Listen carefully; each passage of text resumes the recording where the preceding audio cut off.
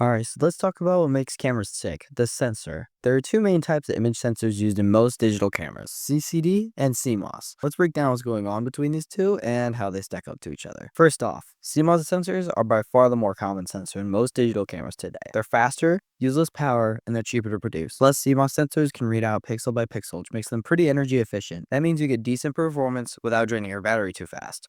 But here's the trade-off. CCD sensors, or charge coupled device, are older, but they have some seriously good image quality. They tend to offer better light sensitivity, which make them ideal for low light photography. They also tend to produce cleaner images with less noise. That's why you might still see CCD sensors in things like high-end video cameras and even scientific equipment. Now, CCD sensors, on the other hand, are slower and require more power. Since they capture light in a different way, by shifting charge across the sensor, they take longer to process the image. This means they can't capture fast-moving objects as well as CMOS sensors can.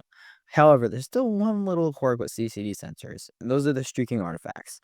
Now, why does this happen? Well, with the CCD sensor, light is captured and then transferred across the entire sensor row by row to be processed. But instead of each pixel doing its own thing, there's a central voltage meter that reads the light for the entire row of pixels all at once. If there's a bright light source in the image, like a street light or that giant ball of plasma we call the sun, it can cause this voltage meter to get overwhelmed by the amount of light hitting the sensor. Kind of like when you unlock your phone in the middle of the night while it's at maximum brightness. Because the sensor is processed in the row altogether, instead of pixel by pixel like CMOS, it doesn't know how to handle the transformation, the transition